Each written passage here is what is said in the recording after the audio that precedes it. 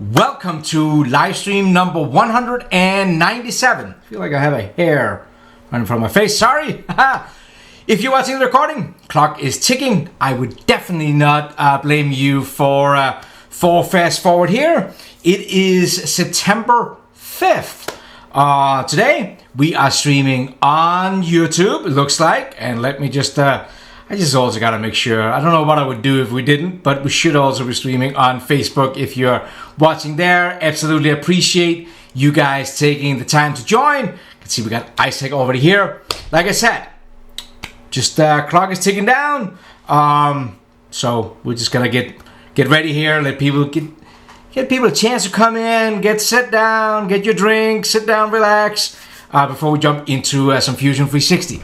It is Wednesday, and we are going to do a best question and answers, simply just because I wish I could answer all emails, comments on all the different platforms, but I just can't. I can't keep up. So what I've done today is I picked a couple of them that I thought would be hopefully interesting. What I think is cool about these is that hopefully there's something for everybody, right? We got Greg, Angela, and Chris asked 3 different questions. That's what we're gonna answer today. You can see we got Christopher here, Troy, we got Jeremy. Absolutely appreciate all of you guys taking the time. Also, should just quickly say that I don't know how's the lighting. Lighting looks good. My light was falling down. Down in the description area of this video, you will find my email address. Love to get any topic suggestions. Just send me if there's anything specific you would like to see. Love that that we can, you guys can give me some ideas that makes it hopefully more value for you.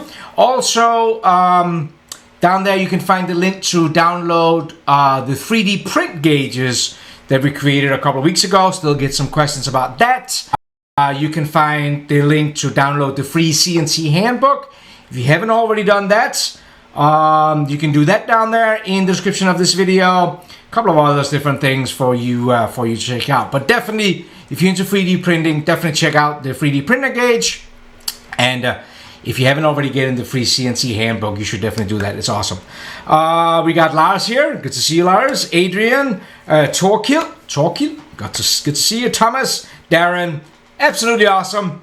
Yeah, you guys are the best. Thank you so much for taking the time to join these live streams. Really mean the world to me. Thumbs up if you like these. Thumbs down if you don't. Want you to be honest and love your comments. Absolutely read them all. I try to apply to as many as possible. Let me get rid of the clock and let's get going with today's topic. Hey everybody, and welcome to live stream number 197. It is Wednesday. It's September 5th, 2018. Just in case you're watching the recording, absolutely appreciate you guys taking the time to watch these live streams. Today we're gonna do another best questions and answers. This is just something I do to at least somewhat trying to give back on all the comments and emails that I cannot keep up on. Sorry about that. Today I picked out 3 that we're gonna try to answer today, and the first one is coming from Greg, who sent me an email about reusing bodies and components inside of Fusion 360. And I thought that maybe we could talk a little bit about that, and hopefully these 3 different questions today, hopefully some good answers, hopefully useful for everybody. All right, so I'm just gonna model something up here. I am pretty sure this is not what Greg is modeling up, but I thought this was the part that came to mind for me. I'm just gonna draw up a sketch here. I'm going to use the midpoint of this line, so use the midpoint constraint to the origin. You should always nail down your first sketch to the origin here. Let me do a circle. Draw a circle here. Let's make it 30 millimeters, like this. Let's make it vertical from this, horizontal from this point to this point. So if you're new, applying these constraints over here will kind of lock things down. Let's do another circle. C for circle. And let's make this one 40 like this. And then we could do a tangent relationship from here to here maybe. That might be good. And let's hit align and see how the line will snap into the circle here. Well, if you hold down shift to do a line, it will actually create a tangency relationship. If you didn't know that, that's a little trick to get the tangency in there. You can of course also just draw a line and just draw a standard line and let it snap into wherever you want, and then you can go over and do the tangency over here. One of the other, whatever. Let's make these two lines equal, like this here, and give it dimension, D for dimension from here to here. Let's make it 90. Okay, Greg, this is what I pictured you were modeling up. I don't know why. Q for press pull. Let's make this 5. All right, so we made it kind of like a little, I don't know, a bracket here, and this was just the standard modeling things up. Now, what I just created here was a body, and Greg was talking about reusing bodies in other components and things like that. So there's a kind of a couple of different ways to, I think, to attack this. There's probably many different ways to attack this, but this is kind of like what came to mind for me when I was thinking about this. So if you have created this is a component, right? I haven't saved it yet, into a one body. If you knew that you were going to use these component fairly often, so this body fairly often, one option is to go to your data panel in here and maybe create a new folder. So right now I'm in my live stream folder here, create a new folder, and I could call this one library, like that there, right? So I can create a folder in here that, and if I go into that folder, there's nothing in here right now. But if I save this one into live stream library, I could call this one Greg's part, bracket, whatever, Greg's part. Right, so I could save this in if this is a component I want to use fairly often, and anytime when I'm working, let me start a new design up here. Anytime I'm working in a design, you could always right click and, you got to save the design first. Let's save this one. Let's save this one into just the live stream part here. So we call this one another file. So we're working on another file. If I'm suddenly like, ooh, I want that bracket, you can right click, say insert into current design, and that component slash that body gets brought in. You can move it around, whatever you want. Now at this point, this is a linked part. What it comes in as general, it means that in this another file, a new design we're working in, this might not, this file is not really in there right now. It's kind of like just looking at the original file, but you can break that link.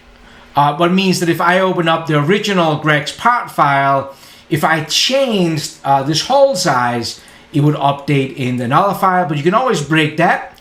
Right click and choose break link. And now we kind of took a copy of this we had in our library file and brought it into another file, and we have kind of broken that link between those two files. Now it lives in here. So this is a good way that if you're working on files, here's another, let's open up something else, maybe be a little bit easier. This is something you're going to learn more about this whole landing gear here, hopefully next week. But let's say that we're working on an assembly in here, and we go into to our library file. So let's go into live stream, into our library file. If we wanted to bring Greg's part in here, we could just right click, say insert into current design, and that will be brought in here. Now you can see that part is in here. So that's one way that you can kind of reuse components or files. to kind of create a library file inside of a library folder and keep different parts in here. That's what I would do many times if I were like reusing parts. And I've talked about that before, like 80-20 rails or something like that. If you're looking at some of the different live streams, that's a good way to kind of store WAV files. But on top of that, Greg, you can actually also bring this body that is sitting in here, this body here, into other components in here. So if you had other components inside of your assembly file, so if I, for example, right click up here and say create new component in here. Now there's nothing in this component right now, but let's change that. Let's go in here, create a sketch, and let's just draw something. See for circle, let's draw a 30mm part over here in the corner, and extrude that up, right? So what do we got now is we had our original component that is Greg's part here, sitting here. Then we just have another component that is a rod here. You can go over on the body folder, so dig down to the body folder of Greg's part. You can right click and you can actually copy, and then right click and you can paste that body into this one. So now there's two bodies in here. Let me just move that body over, hit OK. So now inside of component 2, now I have two bodies. It has the rod and it has this one in here. So that's one way you can reuse bodies. So you can just copy paste as many, right click, and you can copy, or you can also do the Control-C, Control-V if you are a Windows fan. That's how you can move these. And in this case, since we're now inside of component number 2, we could right click and say move copy, and we could select this body here. So we can select this body, maybe select from point to point. So this is our copied body, and we could place that on this part here. So you can absolutely reuse bodies or components inside of Fusion. Now, one thing to be aware of, though, is that if we go up to the original part up here, if we delete that, right click and hit delete, you will get a warning that this component up here is actually still referencing this one. So if I hit delete, it's not going to go away. It's still okay. But you will see down here, we do get some warnings because some references. Now, you can right click on this and say review warning. And it will tell you that the reason it's giving you this warning is that we deleted that first component out of there. This doesn't mean, is this bad practice? Some people probably say it is. It could definitely be confusing, 6 months from now, or somebody else going to look at your part if you did this. But one thing you could do, if this was your end result, you could go down and actually right click down here and say convert to a direct feature, or just right click up here and say do not capture design history, and you're kind of deleting all these previous references. So if I do this, you will see that we kind of got rid of all that, all the warnings. Now we've lost the references back to Greg's original part. This turns into a great debate about best practices. This is something that we could argue about. You're more than welcome to do that down in the description area if you want to. If you are doing this procedure here, where you bring something in, you break the link, you get you delete something, you get the warnings. If you proceed like I just did here, definitely be aware of that. That's what you're doing, that you're deleting those links. But I will argue that this is not bad per se, that you shouldn't ever want to do that. If your goal was to end up with this here, then I think that's somewhat legit. yeah, different ways to get to places. But back to Greg's original question, you can absolutely create library components. You can copy and pasting parts. And then maybe I just started a little bit of a debate on in the comments area below about best practices and what you can do. It's definitely, you know, depending on what you are designing, where your end goal is. With that, I'll take on the next question because I'm not going to dwell on this all day. Angela asked a great question. Angela is from UK, retired nurse who's getting into 3D printing and Fusion 360. You're awesome. I love that. Angela was asking about watching the live streams and how you do that and when are they going to be there. Well, I have to first apologize. Oops, I don't know where that was going. I first got to apologize because I've been traveling a lot for work lately, that I haven't been as consistent with these live streams. I'm trying to do them weekdays at 3 p.m. Eastern, but it's the same time as in New York City. I'm about 6 hours from New York City. That's what I'm trying to do them on YouTube and on Facebook. That's if you're watching live right now, you're like, yeah, dude, got it. If you subscribe to the channel, you hit the little bell on YouTube, you should get the notifications. But I wanted to take just a second and without tooting too much of my own horn, I wanted to show two things, and then I'm going to move on to Chris's question. If you go to the YouTube page, which is probably the easiest one, if you're brand new, you're scrolling down, you will find new to this channel. This is the part that, well, it has like 640,000 views. It's the electrical box that many people watch. Also, if you're into CAM, check this one out. But what I like to point people to is some of the playlists. So if I go up here and click on playlist, there's two things I want to show you in here. There is I of course think you should watch them all, but there's a lot of videos. One is, if you're brand new, there is an absolute beginner. Start sketching. Now you will find. And I start talking. Shut up. There is an absolute beginner live stream in here. Did 14 of these. What I think are really good if you're brand spanking new. Just pick which one of these you want that you think is interesting. You don't have to take them in specific order. The other trick is to go into the last lives. Now this one here right now has go to this, click on this view up here, so you kind of get them all in a line here. So here's all the 196, soon to be 197 ones in here. And then what you can do in here that I like to do is, if you do in a Windows machine, Control F, you can search titles in here. So for example, if you are into sculpting, you can start search sculpting, and you will see that there is 8 videos that has that in the title.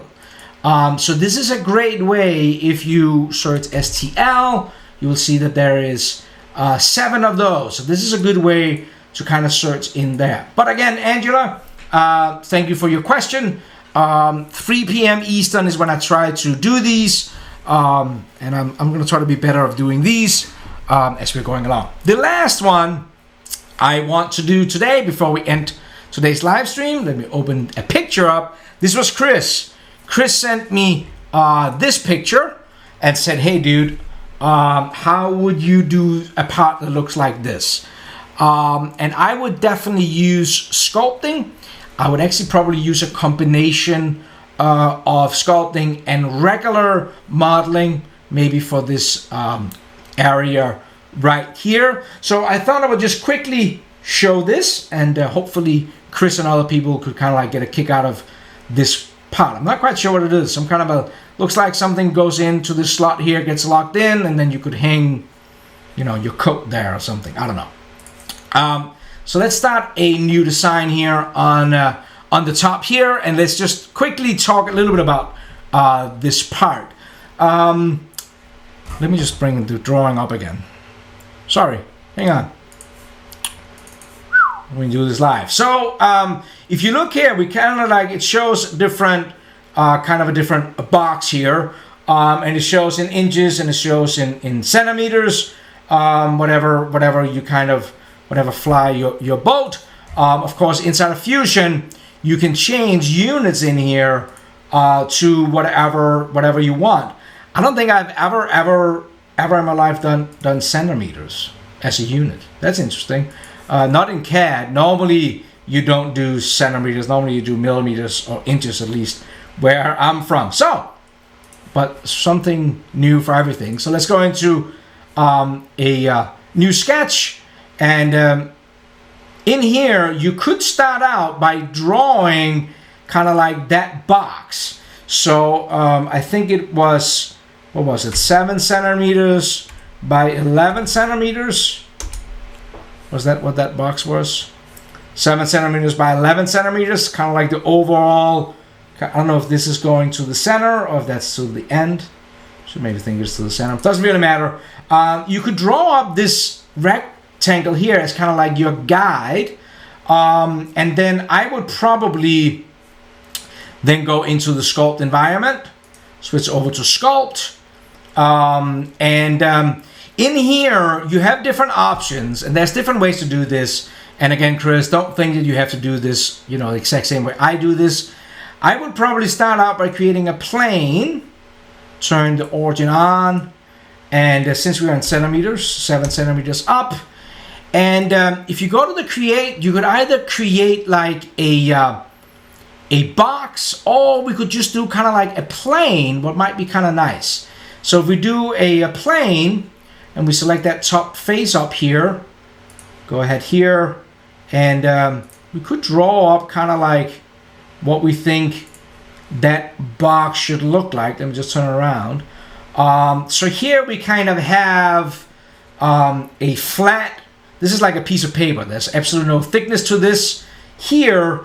And the cool thing about doing this sculpting, if this is fairly new to you, is that we can kind of, if we click on one line, you can right click and you can edit.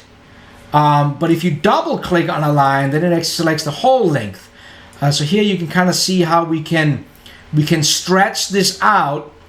One of the best commands in here is if you hold down Alt while you're dragging out a new segment. So now we can actually start dragging down some segments here to kind of creating those different segments for that part there. So again, I double click the line to select the whole edge, and then this segment here, if I hold down Alt on my keyboard, you can kind of see how I can kind of create that shape somewhat similar to what I somewhat see happening. If I open up the photo again, you can see how we are kind of dragging that shape around in here. Now at any point I can double click on this line, that will move the cursor down to there, and then I can, without holding Alt, I can kind of start adjusting certain areas here. And this, I will tell you this is this whole sculpting thing, my friend David Finley will agree with me. This is all about practice, and you will get a better kind of handle on that. But this will give you an opportunity to kind of draw maybe these shapes out. Again, if I want to do more, I can double click on this edge, hold down Alt. Again, there is a couple of live streams on this, and you can kind of draw up that shape. Now when I draw this up, I could now be tempted to go over to the modify, and you could thicken this. So if I select the thickness, I could add some kind of a thickness, and I don't know how thick I really want to make this shape here in here. I don't know, we can make it 0.25, and you will see we get some thickness here. Now you will see that I have some faces here that is kind of interacting with each other. Just go in and select these two, maybe start moving those up, add a little bit of thickness on those faces. There's a lot of different options in here. Definitely something to talk a little bit about further, but I want to show a couple of other things. Another thing you maybe times, oops, I didn't mean to, hang on, I didn't mean to redo thicken. Okay, and then right click edit, select these two. Let's add a little bit of thickness to that, a little bit of snap on here, like that. Okay, there we go. Another thing that you need to know about inside of Sculpt, if you're fairly new, is the symmetry option. Now the symmetry option, you click on this one, select on one panel here, and then select on the other panel. That will give you a green line that goes all the way down. See that green line? That means that anything you're doing on one side now will mirror across. What that means, if I right click and hit edit form again, and I select this line, and maybe I start dragging these in. Notice how this other shape happens in here. So this is one way to kind of add, if you're looking at that photo again, what I'm assuming a rounded edge in there. So just want you to be aware of that. Now, whenever you get this kind of close, and I'll probably spend a lot more time tweaking things in here, right? Like this is maybe not great yet. I might just double click what was going on, edit form, and double click on these two here. You could start moving these around, whatever you want to do. But when you're done, when you exit form, this is a pure solid. This is a good solid. Now look down in your timeline, you'll see that it looks a little bit different, but this is a solid, but means that to create this upper shape up here, I will many times literally work in the standard modeling environment. So let's go ahead and turn that plane on we created up here. Let's start a sketch on that. And now we can literally start sketching just like we normally would. So maybe I draw a line in.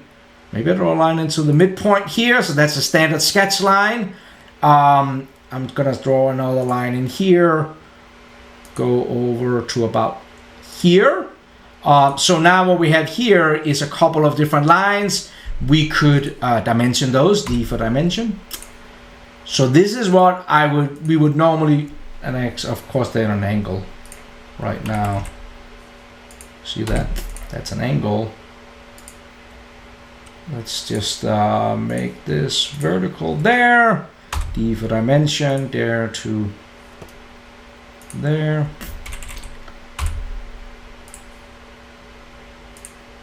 There we go. So we can make this 3 centimeters. Let's make this here 1 centimeter. So this is standard parametric that you have normally seen. One thing you will many times see on a part like this, E for dimension, this to this. Let's make this 1. To make that shape there, to make that is not arcs, that is probably a spline. So the spline tool, if you're new to this, fit to spline, we can snap that into there, maybe over there to there. And that will give us, let me just hide the body for a second. That will give us these spline handles that you see here, what means that we can now start adjusting these spline handles. And we'll go to the top view so we can see this a little bit. And these spline handles are everywhere. Many times you will actually add constraint to these too. So you could create a vertical constraint to this. Here you could also do a dimension. So you could actually apply a dimension from here to this one. Say you want to make this 45. So these spline handles can definitely be adjusted with some dimensions and relationships. However, normally I don't fully define the splines. What I do in the end many times is I will just right click on them and say fix, and then they will turn green, and that's somewhat the same as locking them down. Let's turn the body back on. Let's hit Q for press pull, and let's select these couple of entities here. We can cut. I'm going to cut both ways to make sure that I'm cutting in 2 directions here. So then we can actually cut through, add that cut through, and that cut through there is through that that sculpt body. And And like I said, if you never worked with sculpt bodies before, I'm going to try to wrap this up. We started out with sculpt, but then we turned into standard parametric. And we can go in here and use like standard fillets. So we can actually go in now and add fillet commands in here to some of these here. Maybe just these here. And they might be a little bit too small. I'm still in... let's see, we can do millimeters. Yeah, the fillet is probably still a little bit too big here. Let's just add one, see if we can add one fillet here. So you can see here we can add that fillet there. Maybe also on there. And so forth. So these tools will work in here. And the neat thing about this here is that, of course, at any point you can go back, you can right click and you can hit edit, and we're back into the sculpting environment. So in the case that we're looking at this part and we're like, I think I wanna tweak this a little bit, make this a little bit better. You can edit this, and we can go in and we can tweak this and make things, change things the way whatever we kind of think is fit. And then when we hit finish form, boom, then we are back out of that again, and we have our parametric design. This is where you can combine parametric modeling, and this is what we call when we're using sketches with dimensions and running our design that way, versus the sculpting environment, the freeform environment in there. All right, 119 people in the live stream, and it's hot in here. How's the lighting in here? I saw yesterday got a little bit dark in here. Maybe today's a little bright. That was all I planned on. So, Greg, reuse components and bodies. Angela, thank you so much for watching from the UK. Hopefully you picked up a couple of things with the live streams. And then in the end here, this cool bracket from Chris. How would I do that? That would be a combination of the sculpting and the parametric in there. That's it, folks. I hope this was useful. Best answers to questions. I like these. It's a good way to pick something out, and hopefully there's something for everybody in there. Should be back tomorrow, same time, 3 p.m. Eastern. That is the same as New York City. And I hope you have a good night, and hopefully see you tomorrow. Take care, folks.